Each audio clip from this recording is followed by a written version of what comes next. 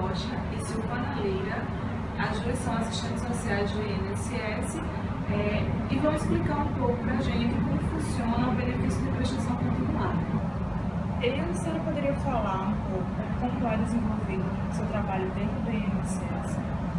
O trabalho do serviço social, de uma forma geral, ele está pautado nas diretrizes do Código de Ética, na lei que regulamenta a profissão e no artigo 88 da lei 8.213, né, onde tem a atuação do serviço social na previdência social. Né? A gente também se baseia na matriz teórico-metodológica do serviço social na previdência, que está dividida no fortalecimento do coletivo, na ação de assessoria e de socialização das informações. A orientação do usuário que recorre à previdência, né? Recorre à previdência em busca de conhecimento, de informação acerca dos benefícios de uma forma geral.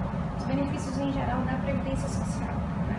Não só o BPC, né, previsto em LOAS, mas também os demais benefícios previdenciários que a gente tem. Nós, assistentes sociais, nós temos que ter um conhecimento geral acerca dos benefícios, né, para poder repassar de forma qualitativa essa informação. Né?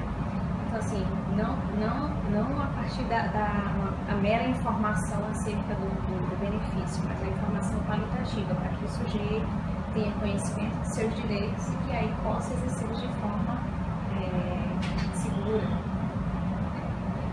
E o serviço social também, além de trabalhar com a socialização das informações, que é o que a gente uma das maiores demandas que a gente tem hoje no INSS, e de extrema importância, né? De extrema importância para que o usuário tenha acesso aos seus direitos previdenciários, né? Além disso, o serviço social do INSS, ele faz, é o profissional que faz a avaliação da pessoa, do requerente do BPC, né? E também do requerente de aposentadoria da pessoa com deficiência.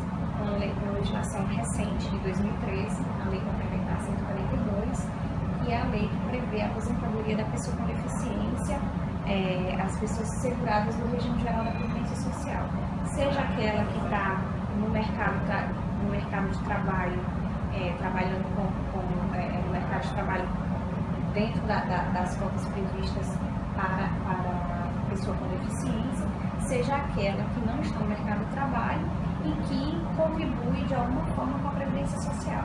Então, assim, essa pessoa ela vai ter a pessoa com deficiência, que é enquadrada pela legislação, a Lei Complementar 42, ela vai ter o tempo de contribuição diminuído para poder acessar mais cedo a aposentadoria. E o BPC, como a gente vai falar mais, aprofundar esse assunto mais na frente, o serviço social, especificamente da gerência natal, a gente tem buscado se inserir, né, também se inserir na universidade, né, para se capacitar melhor, né, tem vários colegas que estão participando de grupos de trabalhos, né, e assim, buscando dialogar no nosso dia a dia. A senhora pode falar um pouco sobre o benefício assistencial e quais os critérios utilizados para a concessão desse benefício? O benefício de prestação continuada é a previsão, é a garantia de um salário mínimo para a pessoa com deficiência, aquela que possui impedimentos de longo prazo, no mínimo 2 anos, né? E interação com possui impedimentos de natureza mental, intelectual, sensorial, física, que esses impedimentos de interação com as diversas barreiras que a pessoa encontra no seu ambiente, seja físico ou social, né, obstrui a sua participação na sociedade em igualdade de condições com as demais pessoas. Né? E para a pessoa idosa, a partir de 65 anos de idade, que não possui meios de prover as suas necessidades ou de tê-la provida na sua manutenção, né, ou de tê-la provida pela sua família. Esse benefício, ele possui critérios, né, para a avaliação e a atuação da assistência social, a avaliação social. O fluxo de atendimento a esse benefício, inicialmente a pessoa ela pode agendar, né, o atendimento a esse benefício através da central, o 35, a central de atendimento do INSS, o 35, ou pelos canais informais, que é através da internet, né, agendar através do portal da Previdência Social, e também ser encaminhado pelo Serviço Social do município, pelos CAPS, né, CRAs, né, que são a porta de entrada. A concessão do IPC, no caso da pessoa idosa, é ter idade de 65 anos ou mais, tanto faz homem como mulher, e a renda per capita. Isso tem que ser, até hoje está estabelecido na lei, tem que ser inferior a 1/4 do salário mínimo. E para a pessoa com deficiência, ela passa por avaliações sociais, médicas, para ver a deficiência e o grau de impedimento que essa pessoa tem. Então, de acordo com a conclusão das avaliações sociais e também da renda é que a gente vai ter a conclusão se a pessoa tem ou não direito ao benefício. Só lembrando que a familiar, né, a renda familiar, ela é aferida de acordo com o familiar. Pensão. Nem esse grupo O familiar. grupo familiar, ele é considerado os pais, né, do requerente, os pais, companheiro, companheira, irmãos solteiros, né, na falta dos pais, padrasto, madrasta, né, e também os enteados, né, solteiros, filhos. Mas ressaltando que desde que vivo sobre o mesmo teto. Então, a gente vê que não necessariamente o grupo familiar do requerente serão aquelas pessoas com quem ele convive, porque às vezes ele convive com outras pessoas que não estão elencadas na lei como fazendo parte do grupo familiar. Então, a aferição da renda per capita vai ser as pessoas que estão elencadas, né, dividido pela renda per capita que, caso venha a existir. Então, aí eles fazem para saber se é inferior ou não o 1/4 do salário mínimo. O PPC, ele não gera 10%. Muitas vezes ele é confundido com a aposentadoria, né? As pessoas chegam dizendo, eu quero me aposentar, eu estou com 65 anos, eu quero me aposentar. A gente sempre questiona, o senhor contribuiu para a previdência? Não contribuiu. Eu contribuiu, não trabalhou de carteira assinada, eu nunca teve um trabalho formal, né? Então, assim, no caso que é mais indicado, que é o único benefício que ele pode ter acesso é o PPC, tá? Pessoa idosa, mais de 65 anos. Então, assim, ele é comumente confundido com a aposentadoria, né? Mas ele não gera as diferenciações mínimas, não gera pensão no caso de morte, ele cessa com a morte do beneficiário ou com o restabelecimento das condições de saúde, né? E ele não pode ser acumulado com nenhum outro benefício previdenciário. Como é feita a análise do critério de miserabilidade pelo INSS? Então, hoje ainda no INSS é feita a análise do critério de miserabilidade ainda de forma objetiva, né? Apesar de já estar previsto na Lei Brasileira de Inclusão que serão adotados outros critérios, né, para a averiguação da miserabilidade, infelizmente eles ainda não estão sendo utilizados, porque nós estamos aguardando ainda como isso será feito, né? Porque como é um benefício da assistência social lá da BNDES, e nós somos os operacionalizadores, estamos ainda aguardando ver se vai ser um instrumento novo que eles vão criar, como é que isso na prática ele vai se implementar no INSS. Então, hoje nós ainda estamos operacionalizando sem essa alteração da miserabilidade, ainda hoje de forma objetiva. Não existe ainda nenhum parâmetro para aferir esses outros elementos. O que está previsto na legislação ainda é a renda per capita inferior ao quarto.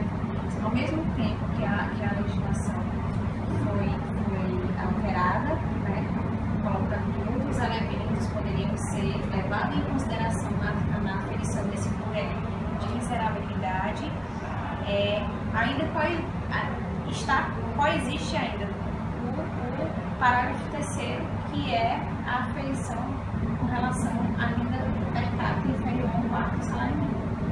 A Lei Brasileira de Inclusão, ela coloca já essa possibilidade, mas ela diz conforme regulamentação. Então, nós estamos nessa perspectiva, aguardando a regulamentação para ver como isso será mensurado junto ao INSS. Nesse critério de aferição da miserabilidade, que leva em conta a renda familiar, entra todos os rendimentos, né, seja do trabalho informal, né, autônomo, informal, seja do trabalho formalizado, seja do trabalho assinado.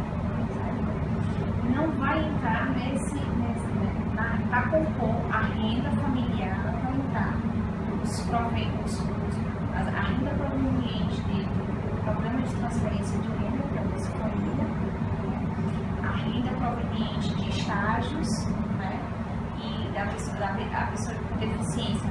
Outra coisa que eu queria ressaltar é que a pessoa com deficiência ela pode participar do mercado de trabalho na condição de aprendiz, e ela pode receber o benefício, né, de prestação continuada acumulado com a renda desse trabalho realizado na condição de aprendiz por no máximo 2 anos.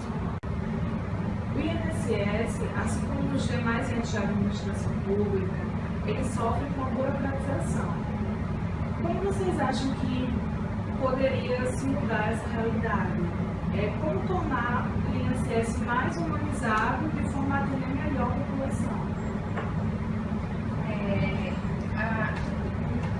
Fazer profissional do serviço social, assim como os demais servidores do INSS, está pautado na legislação, né, e regulamentos internos que direcionam, né, o fluxo de atendimento, né, e os procedimentos administrativos de acesso aos benefícios de forma geral.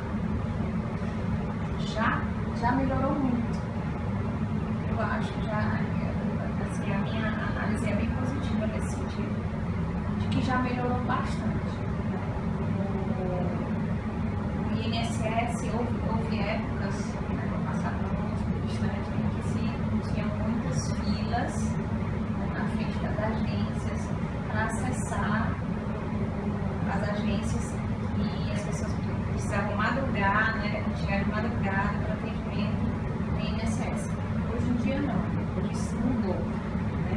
E só que no Rio Grande do Norte, nos últimos 5 anos, foram inauguradas mais de 8 agências, né, tanto no interior do estado. Então, isso melhora o acesso da pessoa que necessita, né, dos serviços e benefícios previdenciários. Ela não precisa mais se deslocar, né, do seu domicílio para ter acesso a uma informação, por exemplo. Né? Muitas vezes, não seria nem o caso, não é nem perfil dela um benefício, mas ela precisa de informação. Ela teria que se deslocar, às vezes pagando passagem, para ter acesso a uma informação. E hoje, as agências, né, que estão localizadas no interior do estado já supri essa dificuldade, né, digamos assim. E o acesso à informação hoje começa algumas soluções tecnológicas está abrangente. Hoje a gente tem internet, a gente tem canais remotos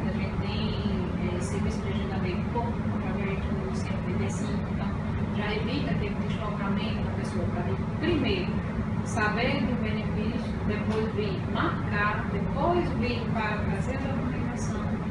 Hoje, no smartphone você acessa a página da Previdência, você tem informações sobre benefícios, né? Você pode fazer um agendamento. As informações hoje elas estão mais acessíveis à população. Como a disse, a gente sabe que tem muita coisa a melhorar, muita coisa a avançar, né? Mas a gente também esbarra na perspectiva de que hoje nós temos no INSS uma demanda muito grande de servidores que estão já com critérios para a aposentadoria, né? Então a tendência de essas pessoas requererem benefícios hoje é muito grande. E contrapartida, todo o histórico que nós temos, né, de não realização de longo período sem realizar concurso público, né, e hoje os que são feitos não vão suprir a necessidade de demanda de servidores do INSS. Você tem uma ideia, o concurso, o INSS do setor, mais de 4 mil vagas, saíram 950, sendo 800 para técnicos e 600 para assistentes a nível Brasil. Então, assim, se ampliou ainda muito o acesso à instituição, mas ainda precisa se melhorar muito, ter servidores suficientes para atender toda a demanda. A demanda do INSS é crescente. Então, assim, são muitas pessoas que querem informações, que querem benefícios. Né? Então, assim, quando a gente tem esse aumento da demanda, a gente está tendo a diminuição de servidores para atender a população. Que desde quando o benefício, o BPC foi criado, com a bolsa em 1993, nós já tivemos assim, avanços consideráveis, tanto nas operações do conceito de pessoa com deficiência, que se você analisar hoje, comparado ao quando surgiu, hoje se tem a visão de que a sociedade ela tem que se adaptar à pessoa com deficiência, não ao contrário do que era estabelecido antes, né? Então, hoje se pensa na pessoa com deficiência, se pensa na necessidade de acessibilidade, se pensa na necessidade de inclusão. E a forma hoje como se é feita a avaliação do BPC para a pessoa com deficiência, hoje você leva em consideração não só o critério da deficiência, não só o critério médico. Né? Existe um olhar também, existe um olhar também espacial. Né? Então, assim, isso na nossa concepção é um avanço muito grande, porque o novo modelo de avaliação da pessoa com deficiência ela permite olhar não para o tipo de deficiência que a pessoa tem, mas para o requerente, para as condições de vida em que ele vive, as condições de acesso, as barreiras que ele enfrenta no seu dia a dia. Então, isso foi um avanço muito grande e esse foi o grande carro-chefe que trouxe e ocasionou o aumento das assistentes sociais no INSS. Assim, devido à implementação do novo modelo de pessoa com deficiência, se abriu concurso para assistente social. Então, era um quadro que passou menos de 500 profissionais para hoje para mais de 1.500. Né? Então, assim, e isso vem consequentemente para ajudar também na organização da benefício para o INSS. Porque nós disse que você chega, que tem um serviço social, você tem as possibilidades de receber uma orientação mais qualificada, de ser encaminhado para a rede socioassistencial, ser encaminhado para a unidade de saúde.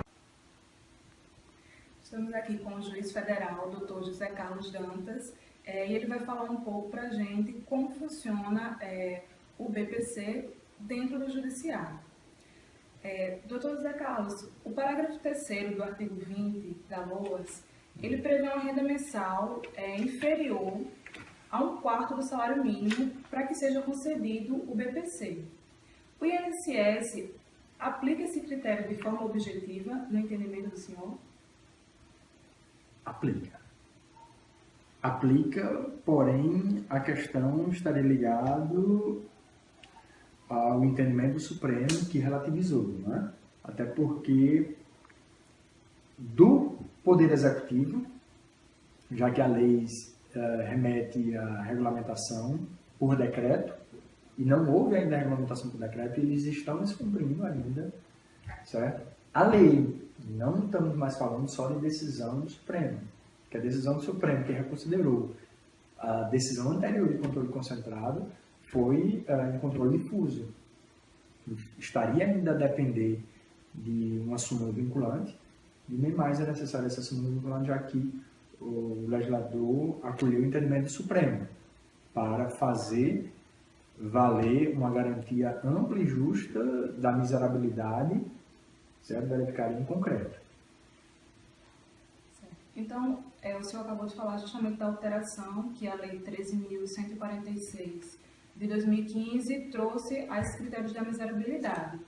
O senhor acha que, na prática, vai se mudar esse critério de 1/4 do salário mínimo? Sim, a expectativa, assim, e se garante, porque inferior a 1/4 do salário mínimo, há quem diga na doutrina que ainda assim não há uma presunção absoluta, mas há uma presunção absoluta para uma outra corrente que eu me filio e é muito duvidoso, sob o ponto de vista de experiência de realidade social, dizer que não haja essa presunção. Eu entendo que há e deve haver.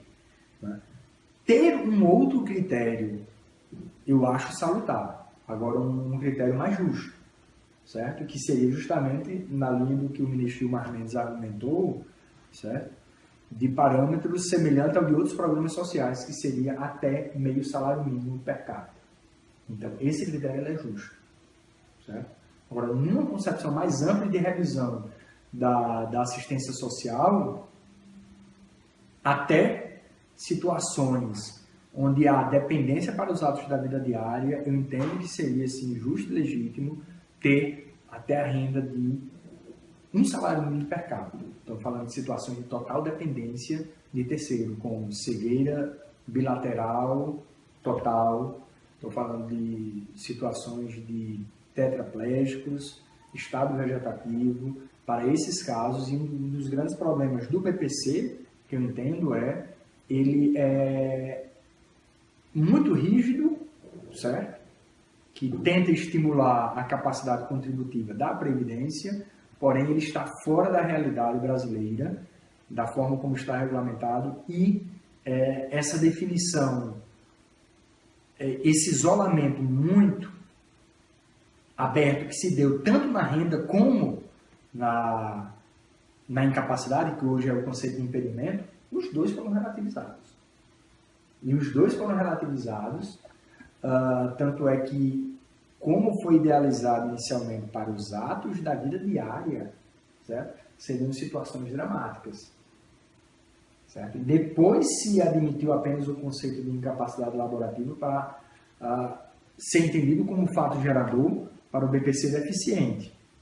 Certo? Então, o que há necessidade na assistência social é uma gradação na própria assistência social. Certo? Isso é fundamental. E nessa gradação, adotar sim outros parâmetros, como o de presunção de miserabilidade absoluta em uma determinada renda per capita e, igualmente, uma presunção de afastamento da miserabilidade para um outro percentual justo, que poderia ser um salário mínimo per capita para essas situações dramáticas de dependência total de terceiro, certo? E nesse intervalo aí, entre um e outro, ser garantido um estudo social que diz respeito a um outro questionamento que é levantado, né? Quais outros elementos poderiam ser aplicados na prática, né? Entendidos na prática? O estudo social. A assistência social está a depender do trabalho da assistente social e que está ligado ao curso de serviço social. Né? Então, e também a gente tem que ter em mente um aspecto, né, que é próprio da realidade, certo? Que esse isolamento de percentuais e esse intervalo para uma verificação no estudo social é importante também porque a renda informal prevalece no Brasil. E um outro aspecto que é importante e que só é verificado no estudo social é o patrimônio constituído. Então, podemos encontrar uma situação onde um empresário vá à falência, esteja desempregado, mas ele tem um carro de luxo e tem uma mansão. e está desempregado temporariamente, vamos imaginar, certo? E aí a renda per capita, ela não capta essas situações, assim como a gente pode ter um cidadão que não tem um patrimônio constituído e não tem renda informal e está lá com 2 salários para uma família de 3 pessoas. Então veja só, isso só é captado e só é bem compreendido com um trabalho sério e eficiente das assistentes sociais, e que aqui na Terceira Vara temos um grupo, já chegamos a ter 12, mas houve uma redução drástica da demanda, estamos atuando com 8 assistentes sociais. E isso só é captado, certo, com o trabalho da assistente social. Então veja só, o estudo social não é que seja apenas apresentado como uma medida parcial para se deferir ao máximo, não. Ela também faz uma triagem justa e consegue captar bem essas situações onde há um patrimônio constituído que destoa ou a renda informal que não é captada, porque na prática a renda per capita é verificada com as informações que estão disponíveis ao setor público, ou no cadastro do INSS ou em rendas a órgãos públicos. Do contrário, o trabalhador informal liberal, autônomo ou profissional liberal, quando não há nenhuma declaração de imposto de renda nesse sentido, está totalmente alheio ao conhecimento da autoridade pública. Então, veja só, o estudo social admitindo-se um limite máximo e um limite mínimo, e esse intervalo para o estudo social, ele é muito importante, e é onde se legitima ainda mais o benefício. O judiciário ele tem entendido que a aplicação do critério de miserabilidade pode corresponder a meio salário mínimo de renda per capita, para que seja concedido esse benefício.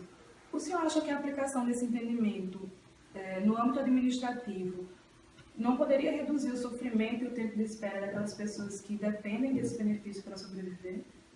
Eu concordo integralmente com esse entendimento, não é? Apenas não há uma decisão vinculante do Supremo, e esse critério, que já é realmente utilizado em outros programas sociais, foi apresentado como argumentação do ministro Gilmar Mendes para demonstrar a defasagem do critério anterior, que seria inferior a 1/4 do salário mínimo. Então, embora eu seja simpático, não há um entendimento do Supremo dizendo que deve ser esse o parâmetro. E a nossa alternativa tem sido justamente a realização de estudo social. E aí sim, com uma posição ideológica minha em valorizar ao máximo o estudo social. Então, a conclusão da assistente social, assim como no laudo médico, pode ser superado pelo judiciário, mas eu precisaria de elementos para superá-lo, até porque nós marcamos reuniões, conversamos com as assistentes sociais, todas têm a independência profissional preservada. Aí você vai me perguntar, eu concordo, eu gostaria que estivesse na lei, e seria fantástico se estivesse na lei esse critério, e reduziria drasticamente, sim, o parâmetro. Agora, lembrando até que, por defender uma gradação dentro da própria assistência social nesse benefício específico, eu acho que poderia chegar até um salário mínimo per capita para essas situações de total dependência de terceiro, certo? E concordo que deveria haver uma presunção absoluta de miserabilidade, agora por lei. Não havendo lei, não sendo entendimento do Supremo, pode ser, e há casos em que o judiciário julga improcedente, principalmente quando há um estudo social contrário. Agora, o que a gente tem que raciocinar e mudar na concepção que se instalou num ativismo judicial descontrolado, na América Latina como um todo, em especial no Brasil, é que a lei que é interpretada e aplicada pelo administrador deve ser a mesma interpretada e aplicada pelo judiciário. Então, essa correspondência ela deve ser realmente mais imediata. Que sequer acredito que a súmula vinculante vá satisfazer o anseio dessa pós-modernidade, de celeridade e demanda de massa. Então, uma atuação efetiva do legislador, reconhecendo, até da administração pública, reconhecendo, mesmo que isso vai implicar em mais gastos públicos, se já é um entendimento consolidado do judiciário, deve, sim, levar a uma mudança de postura na administração pública e no legislativo. Agora, lembrando só para ficar claro, que não há ainda entendimento vinculante do Supremo, nesse caso, com essa argumentação, e o que eu defendo é que isso deva ser, sim, um critério legal para vincular a administração. E acho justo esse critério, certo? Agora, lembrando, como o estudo social leva em conta, certo, patrimônio constituído, certo, e renda informal, há situações no direito atual onde esse critério, ele, mesmo com essa renda per capita de até meio salário mínimo, pode levar a uma improcedência na situação atual no judiciário brasileiro, certo? Só para ficar claro esse aspecto, até porque o que eu tenho defendido e gostaria que se tornasse lei é de que houvesse uma presunção até meio salário mínimo per capita de miserabilidade, para situações onde haja incapacidade laborativa ou equivalente para uma criança ou adolescente até 16 anos. Como o Judiciário visualiza os entraves na seara administrativa para a concessão do BPC e como poderia se mudar essa realidade para questões que já são pacificadas pelo Judiciário? Bem, o problema é apresentado, né, e questionado exclusivamente com relação ao BPC, mas a ideia, certo, e a razão de ser do problema é geral da administração brasileira. A nossa administração é burocrática, a nossa administração pública gosta de papel, a nossa administração pública é ineficiente e inerte no combate efetivo às fraudes. E o que me preocupa é que essa inércia, ela, própria da nossa cultura, que ela é passiva, a brasileira, certo? Ela leva a situações que, ao final, levam a uma radicalização na mudança legislativa ou administrativa. Certo? Essa proposta, por exemplo, que foi apresentada recentemente do Ministério da Previdência, certo? Se desvincular do Ministério do Trabalho ou de qualquer outro Ministério da área social para ir para a área da Fazenda, embora tenha um impacto macroeconômico, certo? Ímpar, a Previdência Social, ela é reflexo disso. Certo? Nós precisamos de um planejamento de longo prazo. Nós precisamos de encarar os desafios e de transparência. E a administração precisa rever vários aspectos que são corriqueiros e que levam à justiça. E há uma falta de vontade política. Então, a questão central seria, que eu colocaria como, primeiro, a cultural, certo? Da nossa inércia e passividade e falta de iniciativa, que é bem própria do brasileiro e da cultura brasileira, certo? E há uma lamentação. Como o judiciário visualiza os entraves? É lamentável. Porque, na verdade, muitos juízes, Brasil afora, se sentem não juízes, mas administradores, como se tivessem, na verdade, inseridos, não para uma resolução de uma lide, mas para se providenciar, embora já tenha havido uma negativa administrativa, reflexo até dessa cultura, como é que algo demorou tanto a se reconhecer como tão lógico, e é o prévio requerimento administrativo. Né? O judiciário é uma atividade substitutiva, certo? Está para resolver lide, controvérsia. E se demorou até pouco tempo, se admitia o ingresso diretamente no judiciário. Né? Uma reflexão, até os princípios básicos do processo civil, se constataria facilmente a que seria sim necessário apresentar o INSS. Falando de uma maneira geral, o judiciário vê com desânimo e pessimismo esses entraves que são apresentados. E lembrando, os entraves que são postos, certo? Eles decorrem não apenas da seara administrativa, mas da falta de diálogo entre legislador, judiciário e administrativo, certo? Porque, a priori, e essa incerteza jurisprudencial brasileira, estamos trabalhando até com uma decisão do Supremo que contrariou um controle concentrado do Supremo. Né? Poderia se abordar dentro da questão da mutação constitucional, mas foi algo tão avassalador que sequer questionamentos teóricos foram postos, certo? A mais, levados em consideração porque houve uma reconsideração de uma decisão recente do controle concentrado. Então, há uma vacilação também jurisprudencial que é lamentável nisso daí. Nesse problema específico do BPC, os três poderes, certo? E a construção institucional, constitucional dos três poderes, eles são postos em xeque. São postos em xeque. Então, o que há e a crítica maior que se poderia fazer no BPC, certo? Tomando como fato isolado, mas aplicável a toda a administração, é os poderes da República precisam ser reinventados. A gente precisa de uma maior agilidade no judiciário, no legislativo e no executivo. Agora, o entrave da administração, ele tem uma origem tanto judicial como legislativa. No caso do BPC, que foi uma reconsideração da decisão do Supremo, certo? Que não é vinculante. A última que reconsiderou a que seria vinculante e a falta de iniciativa do legislador. O legislador recentemente acolheu, como vocês apresentaram aqui, com essa lei. E aí agora o administrador está inerte na regulamentação. Então veja só como envolve a atuação dos três poderes. Agora, e o que é preocupante? Estamos em 2016. A Lei Orgânica da Assistência Social de 1993.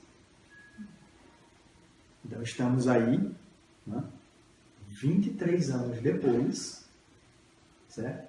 Debatendo um critério que teria sido estabelecido ou pensado lá em 1993. E isso é mutável? É mutável. Agora, a realidade social, de dificuldade social, de desemprego, é muito semelhante. Então, a gente mudou em termos que não diziam respeito exatamente ao que seria o certo dessa questão.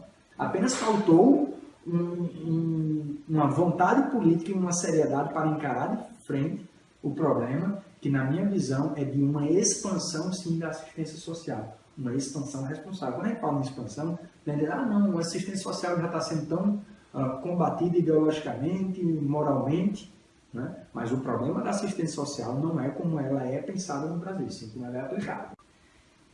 Na opinião do senhor, quais os caminhos a serem trilhados para a concessão de um benefício assistencial, de modo que seja menos desgastante tanto para o beneficiário e que seja menos dispendioso para o judiciário que tem essas demandas constantemente?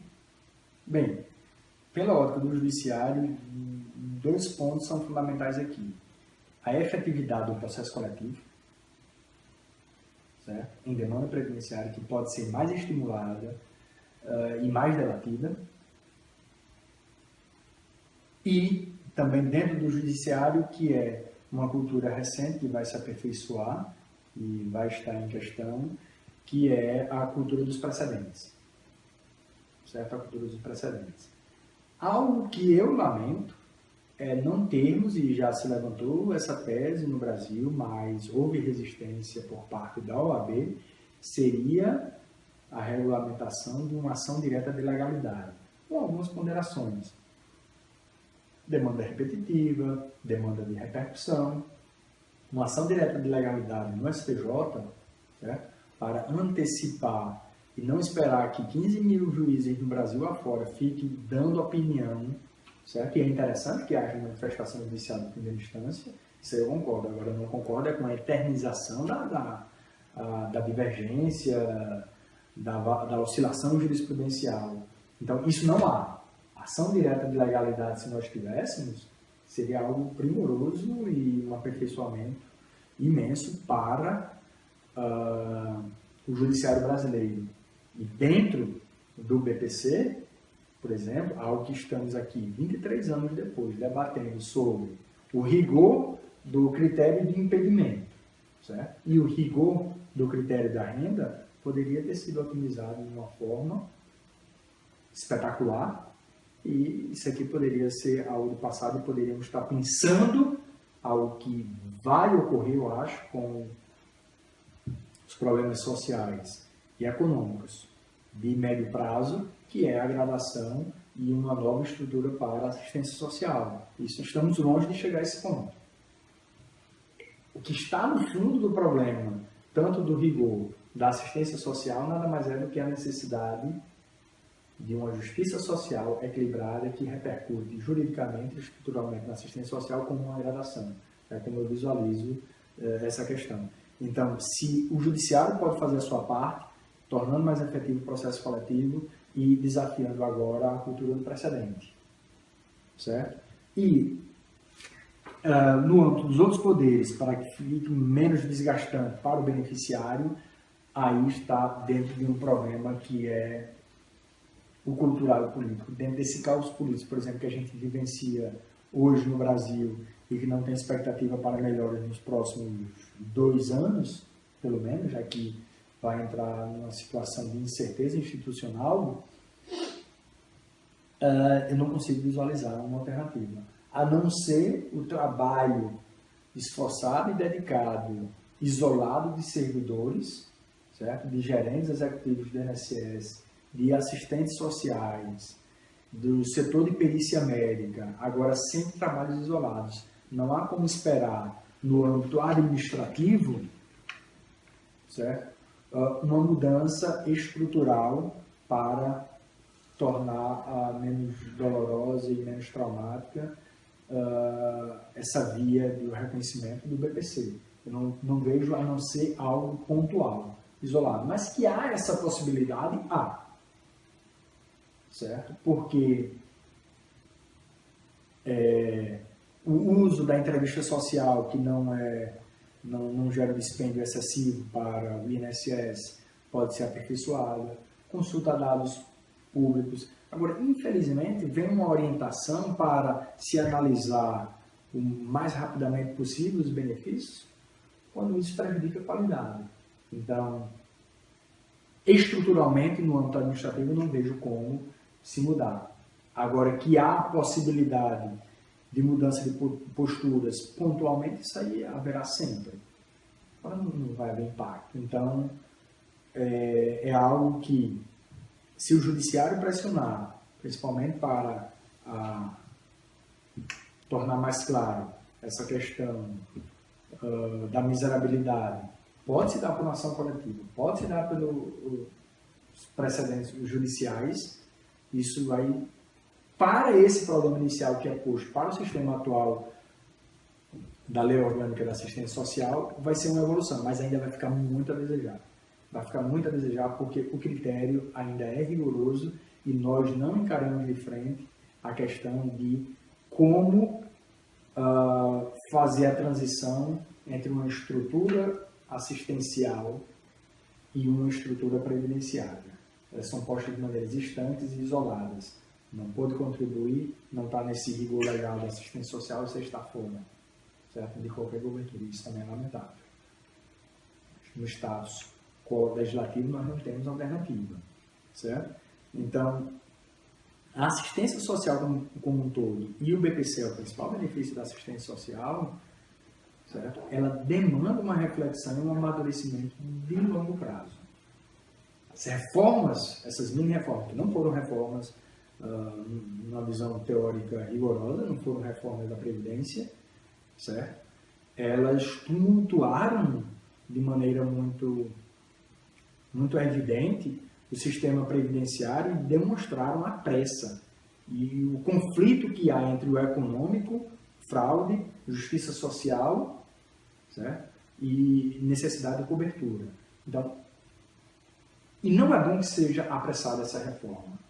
Ela tem que ser muito bem amadurecida, porque eu acho que o Brasil já está cansado de medidas assodadas, medidas impensadas, e sem levar em conta que o problema, o problema da assistência social do BPC é macroeconômico.